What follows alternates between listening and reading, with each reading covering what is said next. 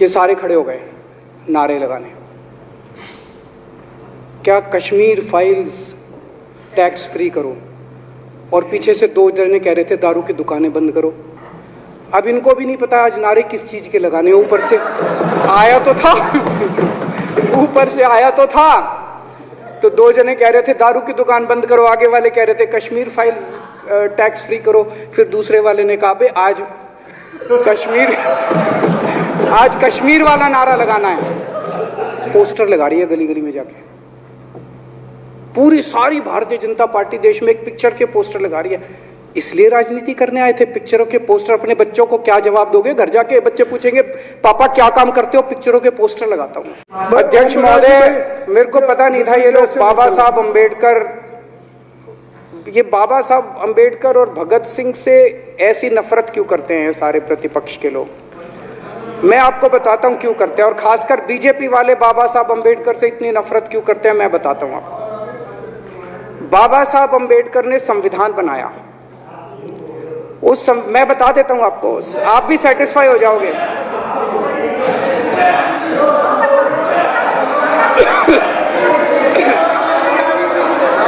सुन के चले जाना। बाबा साहब का नाम सुनते ही वॉकआउट कर गए। बाबा साहब का नाम भी नहीं सुनना चाहते। बाबा साहब अंबेडकर का नाम सुनते ही वो सुन तो लो।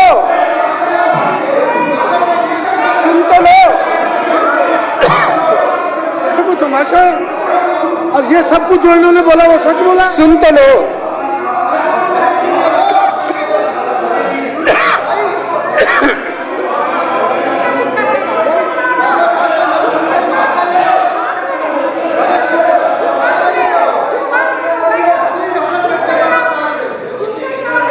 बाबा साहब अंबेडकर ने, सदस्यों से प्रार्थना कर रहा हूं, अध्यक्ष महोदय, बाबा साहब अंबेडकर ने, मुख्यमंत्री जी बोल रहे हैं, डिस्टर्ब ना करें प्लीज।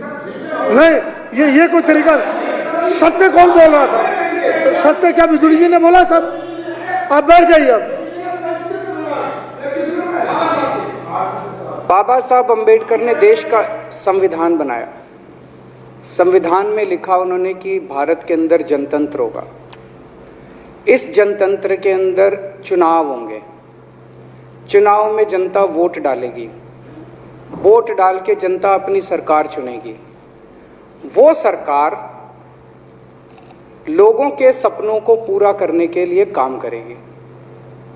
बीजेपी को ये पसंद नहीं है। बीजेपी नहीं चाहती चुनाव हो। बीजेपी चाहती है कि चुनाव खत्म हो जाए।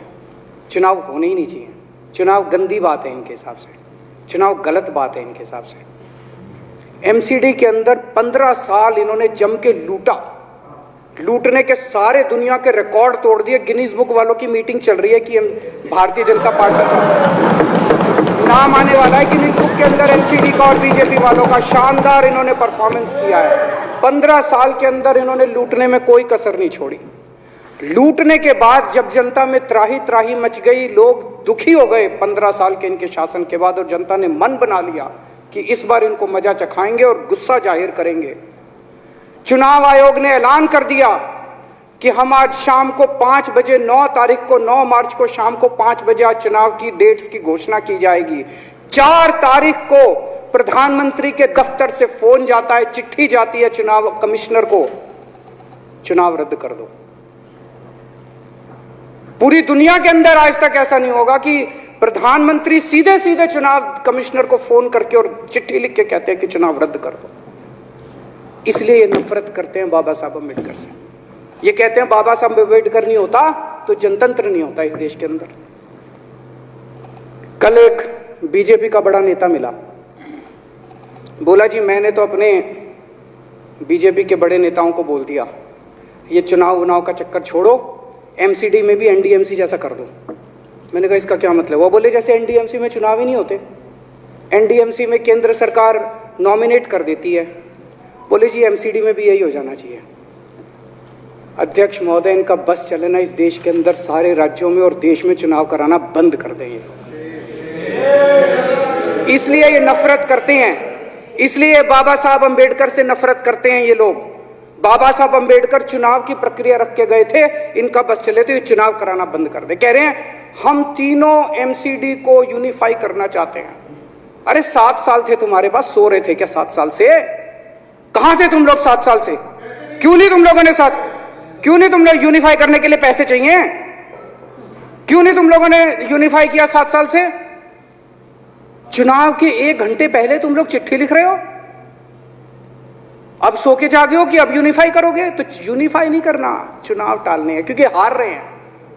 मेरी हाथ जोड़ के विनती है, हार जीत लगी रहती है, कभी ये पार्टी हारती है, कभी वो पार्टी हारती है, कभी आज बीजेपी हारती है, कभी आम आदमी पार्टी भी हारती है, कभी कांग्रेस हारती है।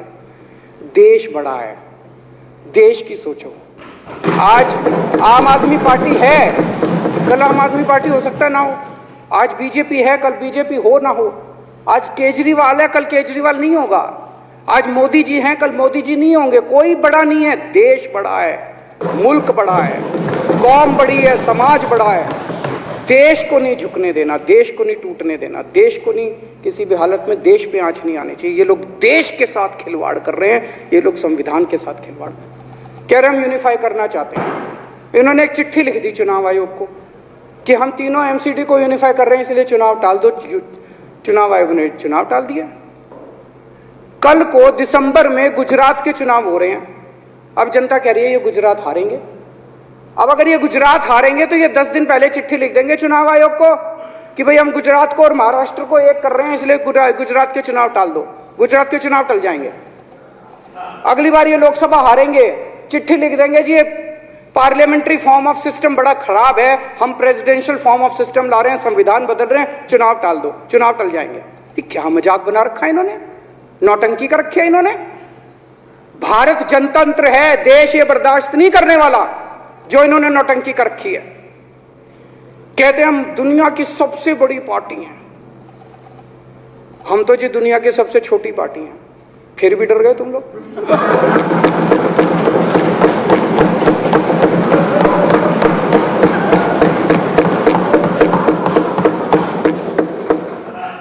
दुनिया की सबसे बड़ी पार्टी दुनिया की सबसे छोटी पार्टी से डर के भाग गई। क्या कायर हो यार।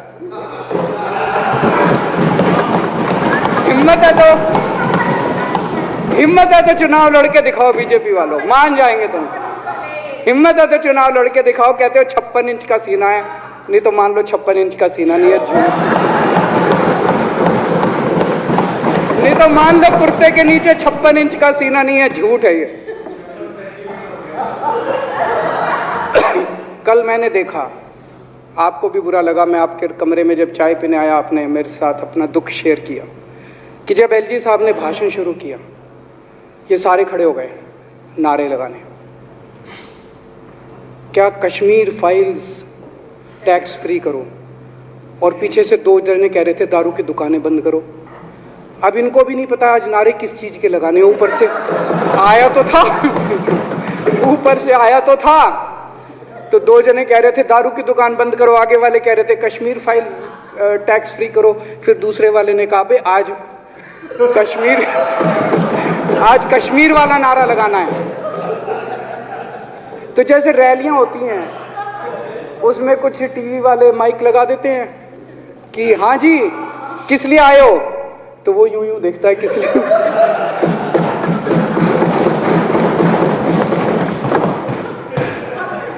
क्या हाल बना दिया इनका। इसलिए थोड़ी राजनीति में आया था, इसलिए थोड़ी राजनीति में आए थे। एक पिक्चर आई थी बंटी और बबली, उस पिक्चर में एक सीन था, कुछ लोग एक नेता के घर के सामने जाते हैं, हमारी मांगे पूरी करो, हमारी मांगे पूरी करो। नेता बाहर आता कहता है क्या मांगे हैं, तो सारे एक दूसरे की तरफ, उनको पता ही नहीं क्या मांगे।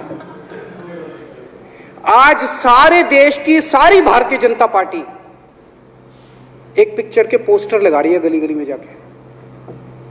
पूरी सारी भारतीय जनता पार्टी देश में एक पिक्चर के पोस्टर लगा रही है। इसलिए राजनीति करने आए थे, पिक्चरों के पोस्टर। अपने बच्चों को क्या जवाब दोगे? घर जाके बच्चे पूछेंगे पापा क्या काम करते हो? पिक्चरों के पोस्टर लगाता हूं।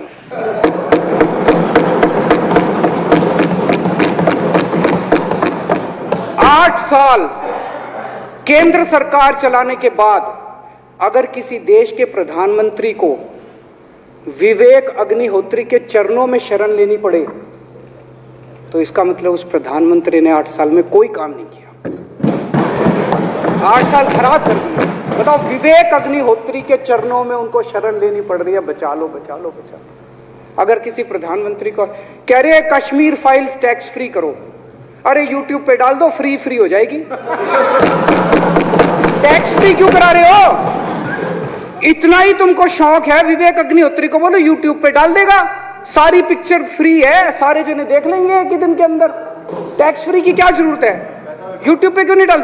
कल एक मैंने अखबार में पढ़ा, हरियाणा के अंदर एक भारतीय जनता पार्टी का ही एक एमएलए था, उसने कहा आज मैं पार्क के अंदर इसकी फ्री स्क्रीनिंग करूंगा। तुरंत विवेक अग्निहोत्री का ट्वीट आया खट्टर साहब के, खट्टर साहब देखो ये फ्री में कर रहा है, इसको बोलो टिकट लेके करेगा। भाई साहब, कश्मीरी पंडितों के नाम पे कुछ लोग करोड़ों करोड़ों रुपए कमा रहे हैं और तुम लोगों को पोस्टर लगाने का काम दे दिया। आंखें खोलो, क्या कर रहे हो तुम लोग? वो करोड़ों कमा गया, कश्मीरी पंडितों के नाम पे करोड़ों कमा गया और तुम लोग पोस्टर लगाते रह गए। क्या हाल बना दिया तुम लोगों का यार, आंखें खोलो तुम लोग।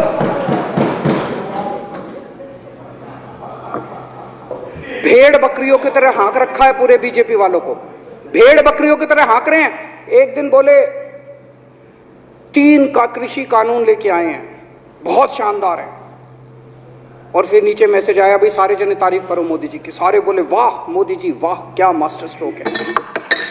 और मेरे को याद है इसी सदन के अंदर इन लोगों ने उन 3 कानूनों की खूब तारीफ की थी, बोले क्या मास्टर स्ट्रोक है और क्या शानदार कानून लेके आए। 1 साल के बाद फिर आया भाई 3 कानून वापस ले लिए, बोलो फिर तारीफ करो मोदी जी की, भाई कानून बेकार थे मोदी जी। क्या इसी सदन के अंदर इन लोगों ने इतनी बेशर्मी, दिमाग पे ताला लगा रखा, इन्होंने कहा वाह मोदी जी वाह, क्या 3 कानून खराब थे आपने वापस ले लिया, देश को बचा लिया। क्या मास्टर स्ट्रोक, ये क्या हाल बना दिया आप लोगों का यार। फिर थोड़े दिन बाद बोले भाई दारू की दुकानों के खिलाफ करो, फिर सारे जने दारू की दुकान बंद करो, दारू की। अब दारू ठीक हो गई दिल्ली में, आजकल तो शोर नहीं करते तुम लोग। अब कश्मीर फाइल आ गई, पहले कृषि कानून, रोज काम दे रखा है तुमको, कुछ ना कुछ ऊपर से आ जाता है, काम दे रखा है। अब दारू की दुकानें। मेरा एक ही निवेदन है मेरे बीजेपी के साथियों से, आप तो अपने ही हो, आप तो सब अपने, मेरे छोटे भाई बड़े भाई बिदुरी साहब तो बड़े भाई है मेरे, आप तो सारे अपने हो यार। थोड़ा सा देश के बारे में सोचो यार, थोड़ा देश के बारे में सोचो। हिटलर भी जो था वो कम से कम अपने चमचों को नौकरी देता था, रोजगार देता था। इतिहास उठा के पढ़ो, उसने रोजगार तो दिया था। इन्होंने क्या दिया आपको? आपके बच्चों को नौकरी दी, आपके घर में कोई खाने पीने का इंतजाम करा, आपकी बिजली का इंतजाम करा। केजरीवाल काम आता है आपके भी घर की बिजली फ्री कर रखी है। दिल्ली के 12 लाख बच्चों को नौकरी दी है मैंने, स्कूल ठीक कर दिए, अस्पताल ठीक कर दिए। आपके घर में कोई बीमार हो, केजरीवाल दवाई पहुंचाता है, मोदी दवाई नहीं पहुंचाता। केजरीवाल काम आया।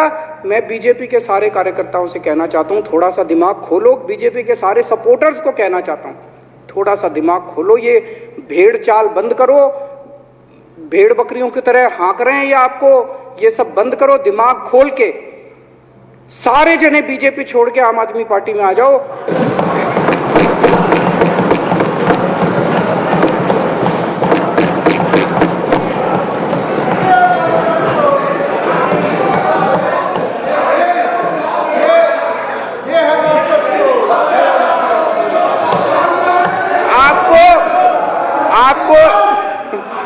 आपको इज्जत मिलेगी, सम्मान मिलेगा, आपसे कतई झूठे नारे नहीं लगवाएंगे। राष्ट्र निर्माण में आपको साथ लेंगे, हम राष्ट्र निर्माण करेंगे आपके साथ मिलकर। ये पोस्टर भी नहीं लगवाएंगे झूठी फिल्मों के। और जो भी करना हो, कम से कम यार ये पिक्चर का प्रमोशन करना तो बंद करो। ये गंदे लगते हो तुम लोग, अच्छी शोभा नहीं देता आप लोगों को यार। आप अच्छे आदमी हो, कुछ करने आए थे राजनीति में, कहां पिक्चर के पोस्टर और प्रमोशन करने में लगा दिया। कल एलजी साहब की स्पीच पूरे देश ने सुनी। एलजी साहब को एक तरह से केंद्र सरकार का नुमाइंदा माना जाता है। एलजी साहब ने भी हमारी सरकार की कितनी तारीफ करी।